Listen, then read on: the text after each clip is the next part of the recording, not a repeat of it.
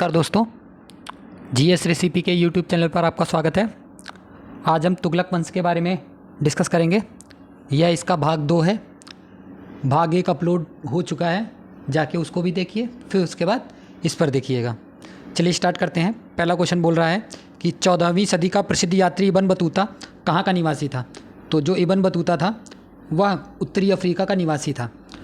इसके बारे में कुछ स्टोरी सुन लीजिए। 1313 ईस्वी में 1333 ईस्वी में एक देश था जिसका नाम था मूर देश, जिसे वर्तमान में मोरक्को के नाम से जाना जाता है। यह उत्तरी अफ्रीका का एक देश है। यहाँ का यात्री जो है इब्न बतूता, वह मोहम्मद बिन तुगलक के शासनकाल में भारत आया था।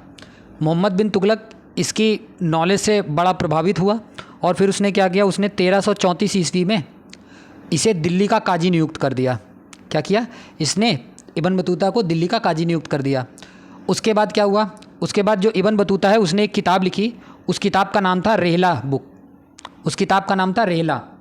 उस रेहला में उसने क्या बताया है? उस रेहला में उसने तुगलक जो वंश था उनकी सामाजिक संरचना, उनकी आर्थिक संरचना, उनकी राजनीतिक संरचना, उनकी डाक व्यवस्था,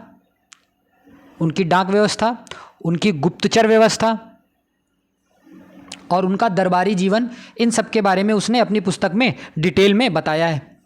और क्या हुआ था फिर? 1341 ईस्वी में चीनी मंगोल एक सम्राट था जिसका नाम था तोगन तिमूर। उसने क्या किया?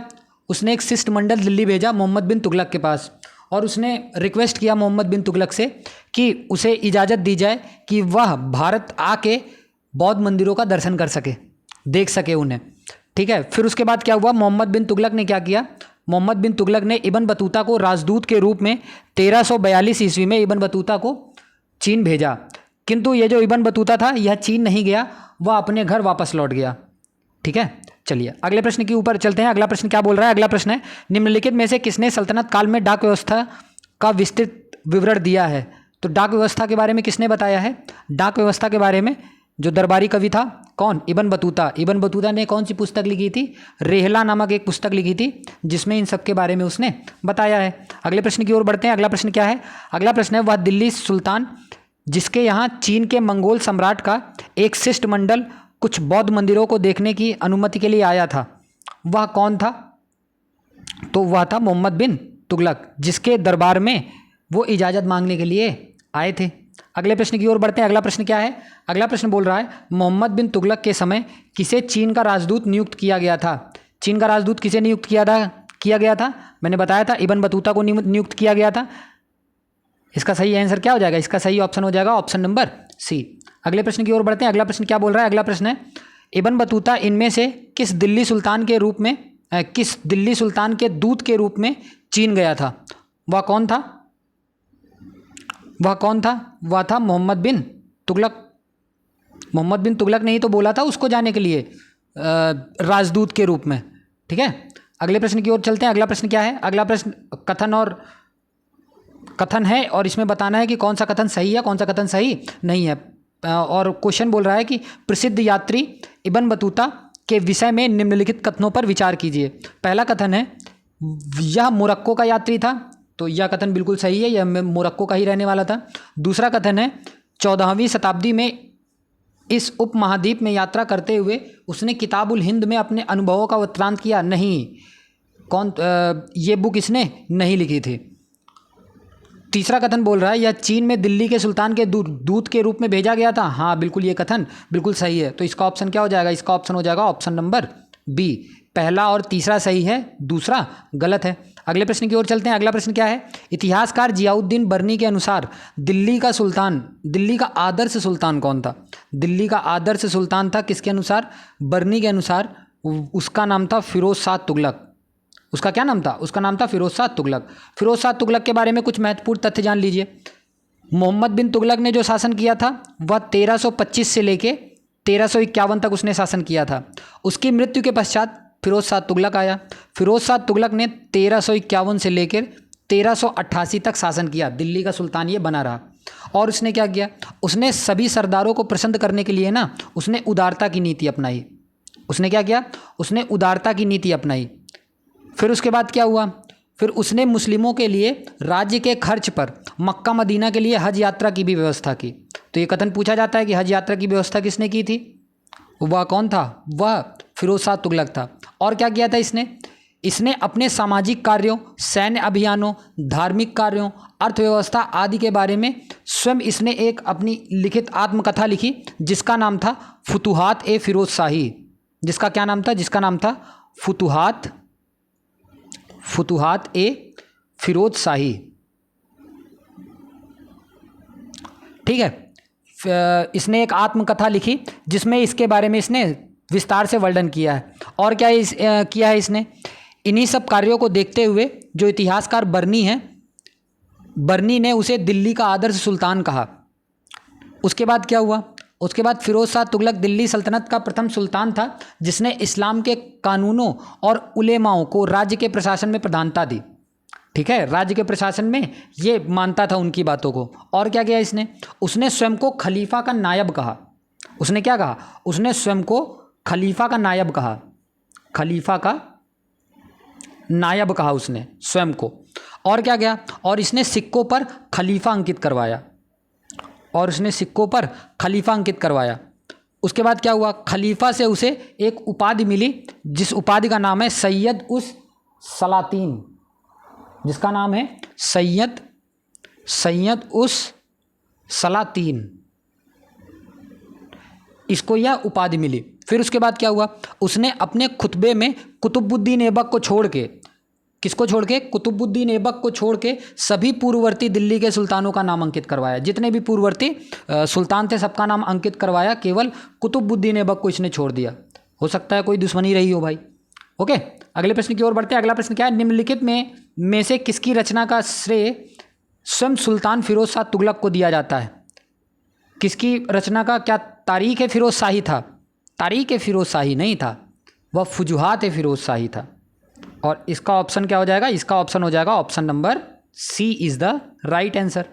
ओके, चलिए अगले प्रश्न की ओर जब बढ़ते हैं। अगला प्रश्न क्या है, अगला प्रश्न है, निम्न सुल्तानों में से किसे खलीफा से सैयद उल सलातीन की पदवी प्राप्त हुई थी।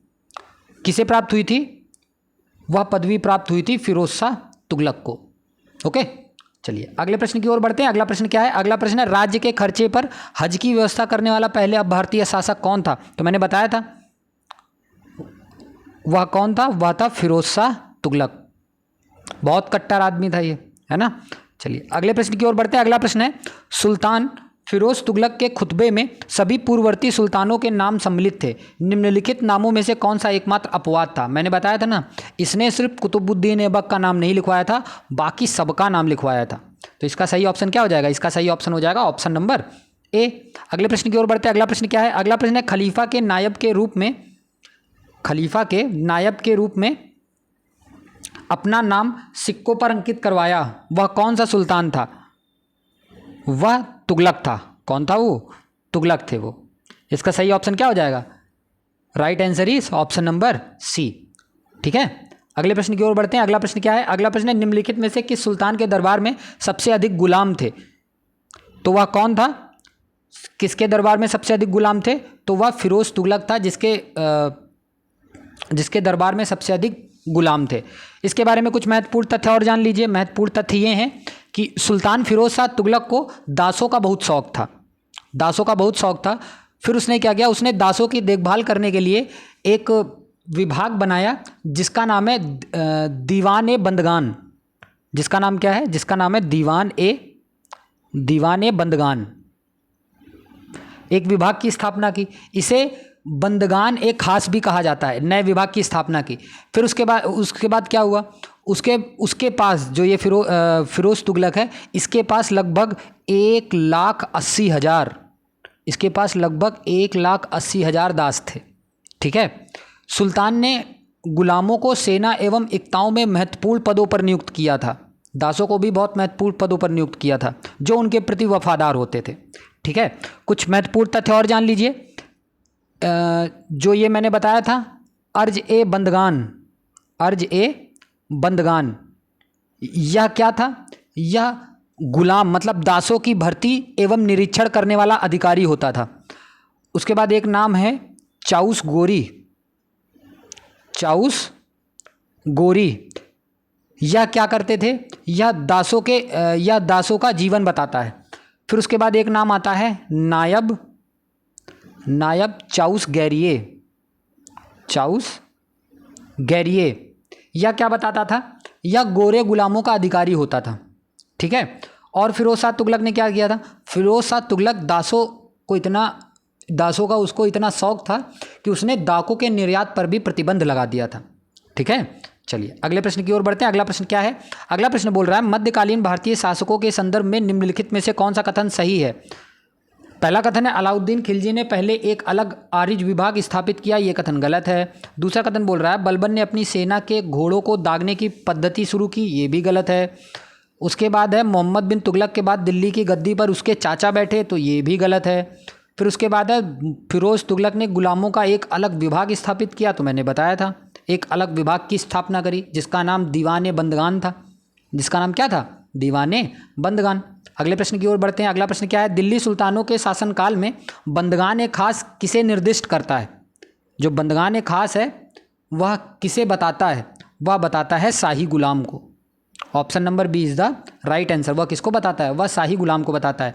अगले प्रश्न की ओर बढ़ते हैं। अगला प्रश्न बोल रहा है निम्नलिखित युग्मों में से कौन सा सही रूप में सुमेलित है, कौन सा सही रूप में सुमेलित है। तो इसका जो सही ऑप्शन हो जाएगा, इसका सही ऑप्शन हो जाएगा option number A is the right answer. दीवाने बंदगान था यह फिरोज शाह तुगलक से रिलेटेड था, और ये जो विभाग था यह किस विभाग का नाम था, यह दास विभाग का नाम था। और इसके बारे में कुछ जान जाइए। ये जो दीवाने मुक्तक राज है यह किस विभाग के लिए जाना जाता है, यह राजस्व विभाग के लिए जाना जाता है, यह राजस्व विभाग के लिए जाना जाता है। और ये बलबन के शासनकाल में नहीं था, यह अलाउद्दीन शासनकाल में इसका नाम था। किसके शासनकाल में, अलाउद्दीन खिलजी के शासनकाल में था। और जो ये दीवान अमीर को ही था ना, यह कृषि विभाग था। यह क्या था, यह कृषि विभाग था। और यह अलाउद्दीन खिलजी के समय में नहीं, यह मोहम्मद बिन तुगलक के समय में था इसका नाम। और ये जो दीवान अर्ज था यह एक सैन्य विभाग था, यह एक सैन्य विभाग था। और यह मोहम्मद बिन तुगलक के शासनकाल में नहीं, यह बलबन के शासनकाल में था। किसके शासनकाल में, बलबन के शासनकाल में था। तो इस प्रश्न का जो सही आंसर है, इस प्रश्न का सही आंसर है ऑप्शन नंबर ए। अगले प्रश्न की ओर बढ़ते हैं। अगला प्रश्न है दिल्ली का सुल्तान जो दान दक्षिणा के बारे में काफ़ी ध्यान रखता था और इसके लिए एक विभाग दीवाने खैरात भी स्थापित किया था, वह कौन था, वह था फिरोज तुगलक। ठीक है, फिरोज तुगलक ने ही दीवान एक खैरात को स्थापित किया था। कुछ महत्वपूर्ण तथ्य जान लीजिए। महत्वपूर्ण तथ्य ये है कि तुगलक वंश का शासक जो फिरोज तुगलक है, यह 1351 से 1388 ईस्वी तक दयालु प्रवृत्ति का यह एक शासक था। उसने क्या किया, उसने मोहम्मद बिन तुगलक द्वारा प्रदत्त समात जितने भी ऋण उसने तकापी के रूप में जो ऋण लगाए थे ना मोहम्मद बिन तुगलक ने, किसके ऊपर, जनता के ऊपर, तो उसने क्या किया, उसने सारे ऋणों को जो है वो माफ़ कर दिया। उसके बाद क्या किया, उसने रोजगार दफ्तर स्थापित किया, मतलब बेरोजगारों के लिए भी काम किया। उसने रोजगार दफ्तर भी स्थापित किया। और क्या किया इसने दीवाने खैरात विभाग की भी स्थापना की। जब इस विभाग की स्थापना करी, इस विभाग में होता क्या था, इस विभाग में मुस्लिम अनाथ स्त्रियों विधवाओं को आर्थिक सहायता प्रदान करने की व्यवस्था की गई। उसके बाद क्या हुआ, उसने एक खैराती अस्पताल भी खोला था, इसकी स्थापना करी थी, जिसका नाम क्या था, जिसका नाम था दार उल सफ़ा। इसने एक अस्पताल की भी स्थापना करी थी, तो उसका नाम दारुल सफ़ा रखा था। कुछ महत्वपूर्ण तथ्य और जान लीजिए। कुछ महत्वपूर्ण तथ्य ये हैं कि दीवान खैरात जो था उसके अंतर्गत ही विवाह विभाग भी था, मतलब मैरिज जो डिपार्टमेंट था वो भी इसी के अंडर में था, जिसके द्वारा गरीब मुस्लिम कन्याओं के विवाह हेतु आर्थिक सहायता प्रदान की जाती थी। और जो विवाह विभाग था, जो मैरिज ऑर्गेनाइजेशन था, वह केवल मुस्लिमों के लिए होता था। उसमें जितने भी हिंदू लोग रहते थे उसके राज्य में, उनको उसमें इजाज़त नहीं थी। ठीक है। और क्या महत्वपूर्ण तथ्य है, जो इसने दूसरा पेंशन विभाग स्थापित किया था जिसका नाम दीवान इस्तेहाक था, उसमें क्या होता था, उसमें सुल्तान ने इस विभाग की स्थापना निर्धनों और वृद्धों की सामाजिक सुरक्षा हेतु किया था। ठीक है।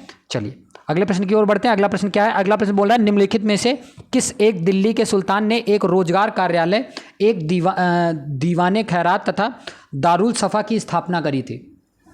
तो वह कौन था? वह था फिरोज तुगलक। तो इसका ऑप्शन क्या हो जाएगा? इसका ऑप्शन हो जाएगा option number A, Firoz Tughlaq था। अगले प्रश्न की ओर बढ़ते हैं। अगला प्रश्न क्या बोल रहा है? फिरोज तुगलक द्वारा स्थापित दारुल सफ़ा क्या था?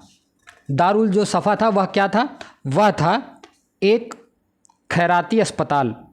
वह क्या था? एक खैराती अस्पताल। मैंने बताया था ना, एक खैराती अस्पताल की भी इसने स्थापना करी थी।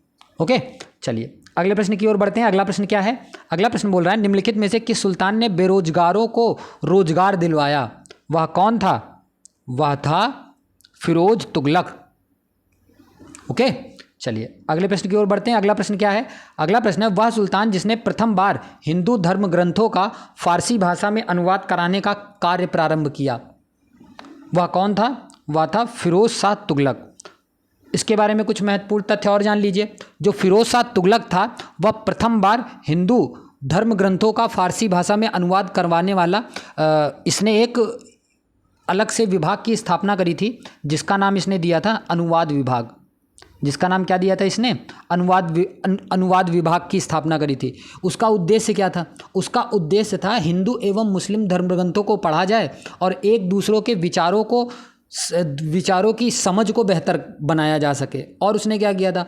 और उसने अनेक संस्कृत ग्रंथों का फारसी में अनुवाद भी करवाया था। ओके, अगले प्रश्न की ओर बढ़ते हैं। अगला प्रश्न क्या है? दिल्ली के किस सुल्तान ने इस उद्देश्य से एक अनुवाद विभाग की स्थापना की थी कि इससे दोनों संप्रदायों को लोगों में एक दूसरे के विचारों की समझ बेहतर हो सके? वह कौन था? वह फिरोज शाह तुगलक था, जिसने अनुवाद विभाग की स्थापना करी थी। अगले प्रश्न की ओर बढ़ते हैं। अगला प्रश्न है दिल्ली के किस सुल्तान ने ब्राह्मणों पर भी जजिया कर लगाया था? तो वह कौन था? वह फिरोज शाह तुगलक था। फिरोज शाह तुगलक ने ब्राह्मणों पर जजिया कर भी लगाया था। इसके बारे में कुछ महत्वपूर्ण तथ्य और जान लीजिए। फिरोज शाह तुगलक ने सामाजिक रूप से तो लोगों की भलाई के लिए कई कार्य किए, लेकिन उसने और भी अच्छे काम किए थे। उसने अमानवीय दंड मतलब मृत्यु दंड और अंग भंग को बंद करवा दिया था। लेकिन वह धार्मिक रूप से ना बहुत कट्टर आदमी था। ठीक है, बहुत कट्टर था। वह दिल्ली का प्रथम सुल्तान था जिसने ब्राह्मणों पर जजिया कर लगाया था। ठीक है, और क्या किया था उसने मुस्लिम स्त्रियों को मज़ारों पर जाने पर भी रोक लगा दी थी। मतलब मस्जिद वगैरह वो नहीं जा सकती जो मुस्लिम स्त्रियां होती थी।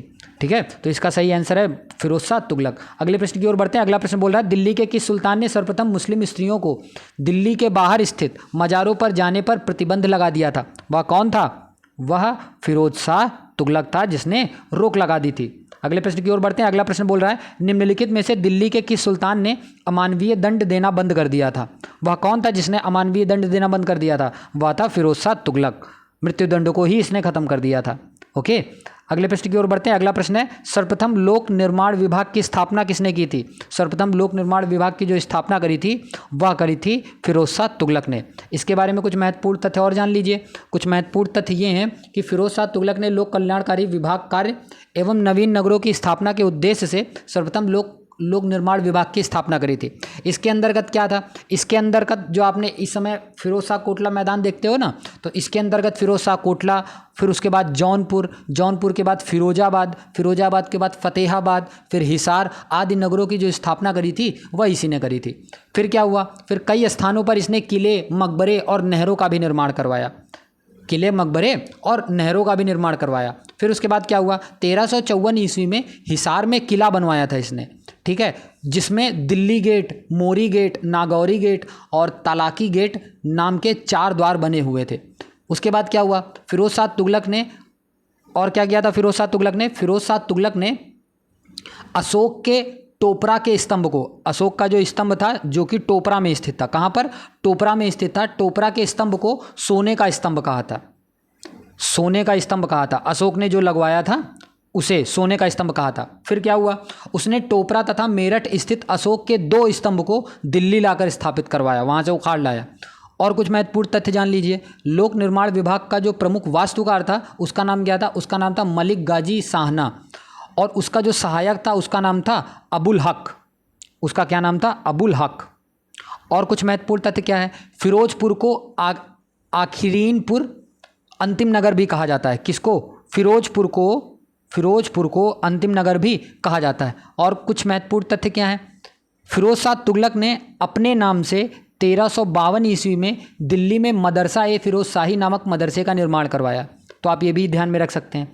ठीक है, अगले प्रश्न की ओर बढ़ते हैं। अगला प्रश्न है, फिरोज शाह तुगलक ने 1354 में एक किले की स्थापना करी थी। कहाँ पर किले की स्थापना करी थी? वह हिसार में किले की स्थापना करी थी उसने। तो option number A is the right answer. अगले प्रश्न की ओर बढ़ते हैं। अगला प्रश्न क्या बोल रहा है? जौनपुर शहर की स्थापना किसने करी थी? तो मैंने बताया था जौनपुर शहर की जो स्थापना करी थी वह फिरोज शाह तुगलक ने करी थी। अगले प्रश्न की ओर बढ़ते हैं। अगला प्रश्न क्या है? टोपरा तथा मेरठ से 2 अशोक स्तंभ दिल्ली कौन लाया था? तो वह कौन था जो 2 स्तंभ अशोक के उठा लाया था? उसका नाम था फिरोज शाह तुगलक। क्या नाम था? फिरोज शाह तुगलक। अगले क्वेश्चन की ओर चलते हैं। अगला प्रश्न है, निम्नलिखित सुल्तानों में से किसने अशोक के विशाल पत्थर स्तंभ को सोने का स्तंभ कहा था? वह कौन था जिसने सोने का स्तंभ कहा था? वह फिरोज शाह तुगलक ही था जिसने सोने के स्तंभ कहा था। अगले प्रश्न की ओर बढ़ते हैं। अगला प्रश्न है, निम्नलिखित किस सल्तनत के शासक ने प्रशासन में स्वयं घूसखोरी को प्रोत्साहन दिया था? घूसखोरी को प्रोत्साहन किसने दिया था? वह फिरोज शाह तुगलक था। ठीक है, अब इसके बारे में कुछ महत्वपूर्ण तथ्य और जान लीजिए। दिल्ली सल्तनत में फिरोज शाह तुगलक ने स्वयं प्रशासन में घूसखोरी को प्रोत्साहन दिया था। एक वहाँ के एक कवि हैं उसी समय के, जिनका नाम था शम्स ए सिराज अफीफ। उनके अनुसार सुल्तान ने एक सैनिक को एक टंका दिया ताकि वह रिश्वत देकर अपना घोड़ा दीवाने अर्ज से पास करवा सके। लेकिन सल्तनत काल में प्रशासन जो प्रशासन था वह जवाबित यानी राज्य के कानून के नियमों से चलाया जाता था। लेकिन शरीयत कानून के आधार पर फिरोज शाह तुगलक ने स्वीकृत कर को ही अपने साम्राज्य में लागू किया। मतलब ये है कि जो शरीयत कानून में जो चीज़ लागू थी उसने अपने राज्य में भी उन सबको लागू किया। ठीक है, और शरीयत द्वारा स्वीकृत कर कौन कौन से थे? एक उस्र कर था, एक खुम्स कर था, फिर उसके बाद एक जकात कर था, वो ये कर था, फिर उसके बाद एक जजिया कर था। ठीक है, जबकि विवाह कर को इसने मान्यता नहीं दिया था।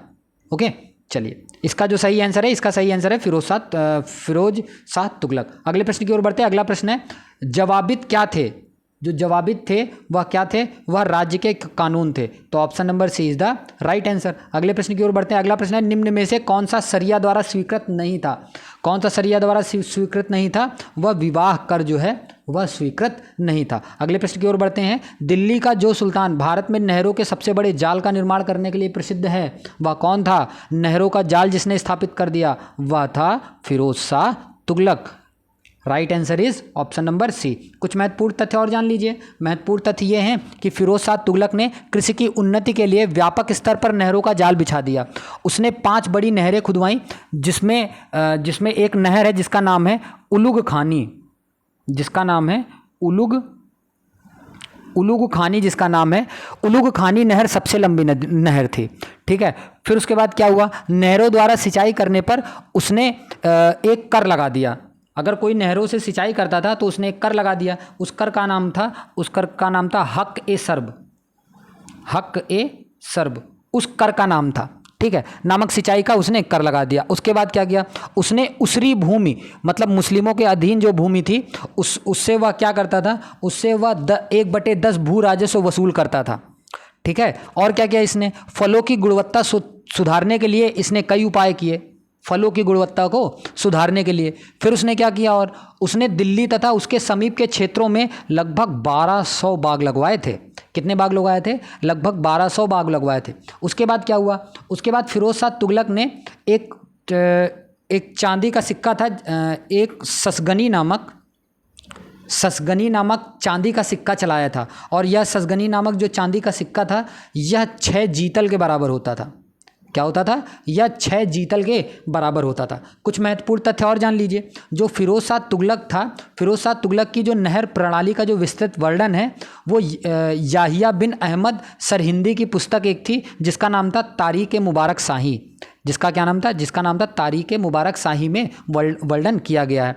और क्या इसके बारे में महत्वपूर्ण तथ्य है? तो अफीफ के अनुसार ही फिरोज शाह तुगलक ने आधा और बिख, जो आधा था उसको 1/2 बोलते थे और जो बिख था उसको 1/4 बोलते थे।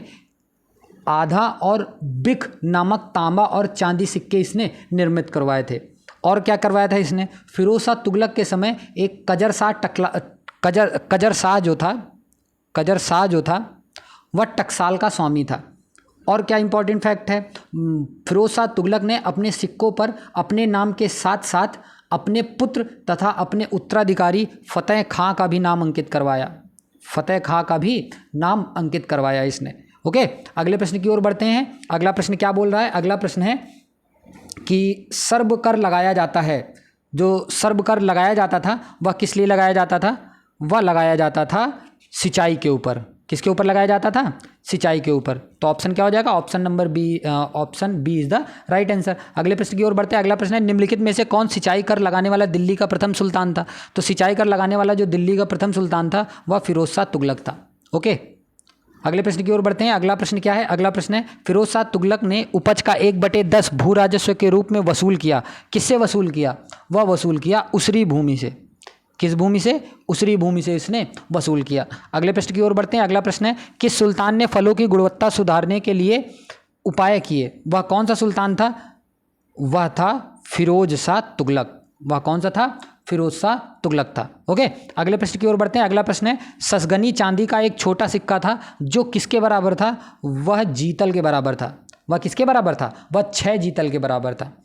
अगले प्रश्न की ओर बढ़ते हैं। अगला प्रश्न क्या है, दिल्ली सल्तनत के तुगलक राजवंश का अंतिम शासक निम्नलिखित में से कौन था।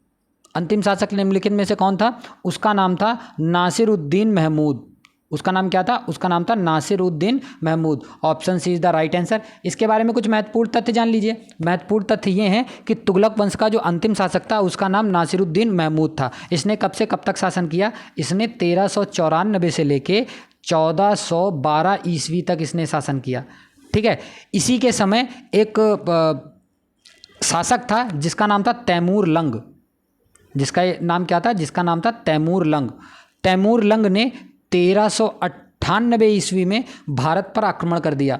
फिर क्या हुआ, जो तैमूर था ना, तैमूर दिल्ली के स्थापत्य कला से इतना अधिक प्रभावित हुआ कि उसने यहाँ से जो शिल्पी थे, जो शिल्पकार थे, जो राजमिस्त्री थे और जो निपुण कारीगर थे, जो ट्रॉक्स आक्सियाना, मतलब जितने भी अच्छे अच्छे लोग थे जिन्होंने स्थापत्य कला में अच्छा योगदान दिया था, उन सबको अपने साथ ले गया। कहाँ पर ले गया, अपनी राजधानी ले गया समरकंद में।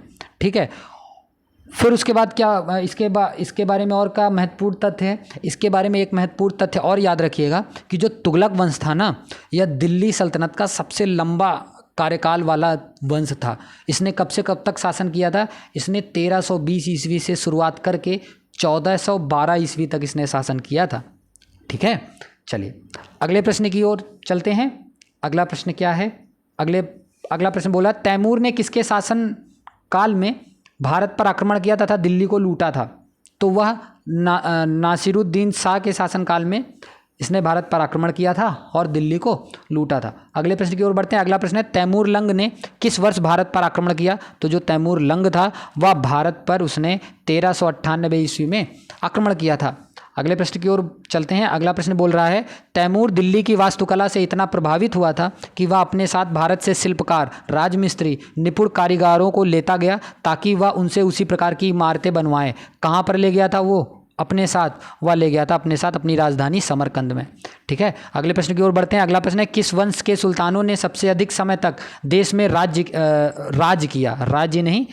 किया। वह कौन था, वह था तुगलक वंश।